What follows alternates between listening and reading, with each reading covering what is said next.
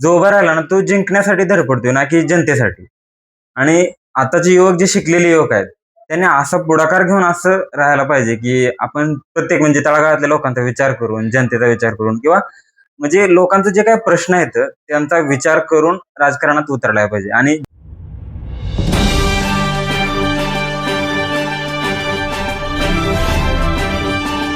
काय सांगशील तू एक सुशिक्षित तरुण आहे आणि सध्याच्या या टेक्नोसाव्ही जमान्यामध्ये तू स्वतःच एक साधन शोधलं आहे की ज्या माध्यमातून मी चार पैसे कमवू शकतो किंवा मी समाजाला काहीतरी संदेश देऊ शकतो, असं सोशल माध्यमावर तू सक्रिय असतो.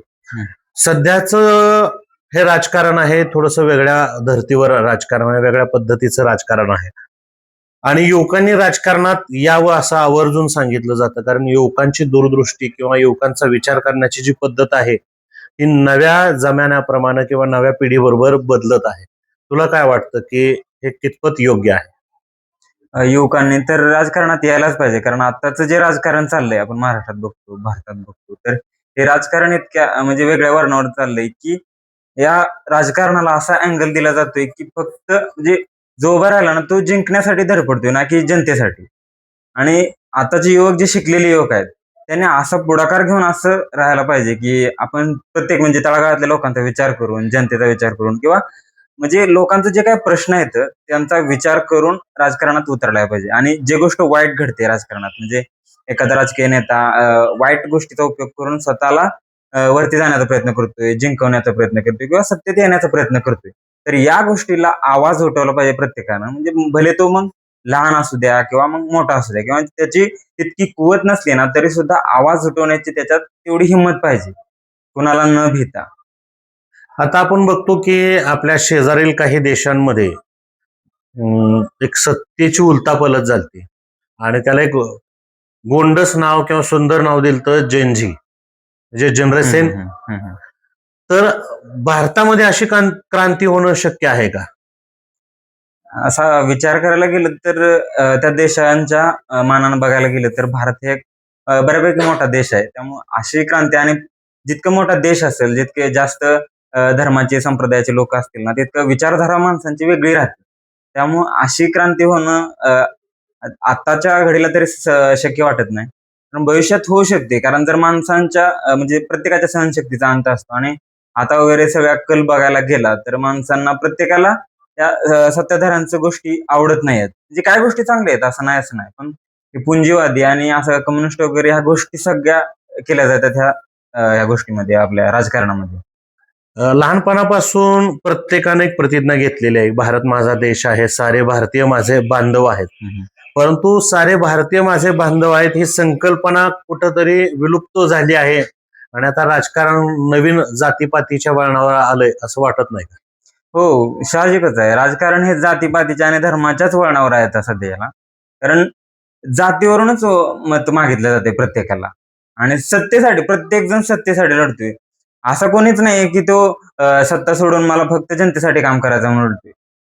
मतदानाच्या अगोदर तो जनतेच्या मत मागताना सुद्धा सरळ-सरळ म्हणजे इनडायरेक्टली असं नाही, पण डायरेक्टली तो जातीवरूनच मत मागण्याचा प्रयत्न करतो. पण त्याला कारणीभूत कोण? आपण समाजघटक आहोत का राजकारण, असं कोण काय वाटतं? लोकशाही याचा अर्थ आपण त्याला स्वतः कारणीभूत आहोत. आपण ज्या लोकांना पहिल्यापासून आपण एक आपल्याला राजकारणात, आपल्या सत्तेमध्ये, राजकीय गोष्टींमध्ये आपल्याला परिवर्तन पाहिजे होतं. त्यासाठी आपण ज्या लोकांना निवडून दिलं, त्याच लोकांनी पुढे जाऊन त्यांचा गैरवापर करून, त्यांना आपल्याला सत्तेत बसवल्याचा गैरवापर करून जातीचं आणि धर्माचं राजकारण चालू केलं. सरळ सरळ बघायला गेलं तर आपण सर्वच जण म्हणजे लोकच, मतदारच त्याला जबाबदार आहेत. डॉक्टर बाबासाहेबांनी लिहिलेल्या संविधानाची मूलतत्वे यात कुठंतरी हरवलेत असं वाटत नाही का?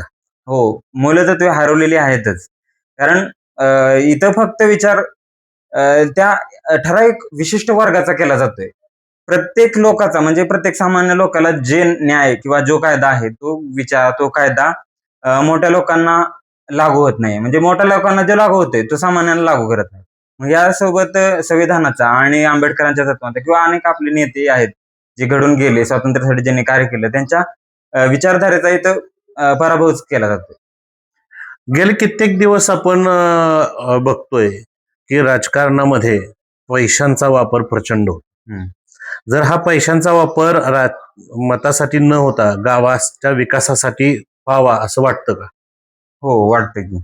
कारण आपण जितके पैसे मतदानामध्ये घालू, म्हणजे मतं आपण मिळवण्यासाठी ते पैसे वापरतोय. आपण म्हणजे जे काही उमेदवार आहेत, राजकीय नेते आहेत, ते मतं स्वतःकडे वळवण्यासाठी पैशाचा वापर केला जातोय. तेच पैसे आपण जर विकासासाठी लावले असते अगोदरच्या 5 वर्षामध्ये, तर लोकांचा साहजिकच आहे कल की त्यांच्याकडे लागला असता. आज आपण मत विकत देतो, आपण स्वतःला विकतोय हं. असं वाटतं का? हो, बरोबर आहे. कारण 500 आणि ₹1000 जर आपण एखाद्या विशिष्ट लोकाला जे आपल्याला त्याचे विचार पटत नाहीयेत, तरी सुद्धा आपण त्याला मत करतोय आणि 5 वर्षासाठी आपलं पूर्ण आयुष्य कदाचित आपण त्याच्या ताब्यात देतोय असा त्याचा अर्थ होतो. याचा अर्थ असाच आहे की आपण थोड्याफार पैशासाठी स्वतःला विकतोय त्याच्याकडे. आता थोडस वेगळ्या ठिकाणी मी येतो की हा झाला एक सामाजिक किंवा राजकीय विषय, परंतु तू शिकलेला आहेस आणि तू स्वतः पोलीस भरतीसाठी प्रयत्न करतोय. वास्तविक पाहता आपल्या आटपाडी तालुक्यामध्ये हं. अशी कोणतीही चांगली अकॅडमी नाहीये किंवा ग्राउंड नाहीये जिथं युवकांना सराव करता येईल. एक अभ्यासिका फक्त आटपाडीमध्ये मोठे साहेबांनी हं, हं, काढलेले हं. आहेत माझ्या माहितीप्रमाणे, तेवढीच एक अभ्यासिका चांगल्या दर्जाची आहे. तर आता जे उमेदवार आहेत जे निवडून येतील आपल्या भागाचं प्रतिनिधित्व करतील, त्यांच्याकडून काय अपेक्षा ठेवून आहे?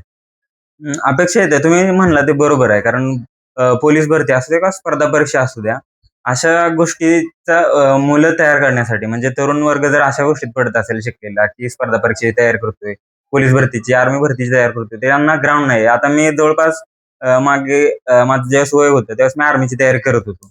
पण तेव्हा पण आम्हाला ग्राउंड नव्हतं. आता मी या उंबरगाव ग्रामपंचायतच्या एरियातच येतो ना, तरी सुद्धा मला एक ग्राउंड नव्हतं, की बाबा त्या ठिकाणी चांगल्या रीतीने मी प्रॅक्टिस करू शकेन. आम्ही रोडवरती पळायचो.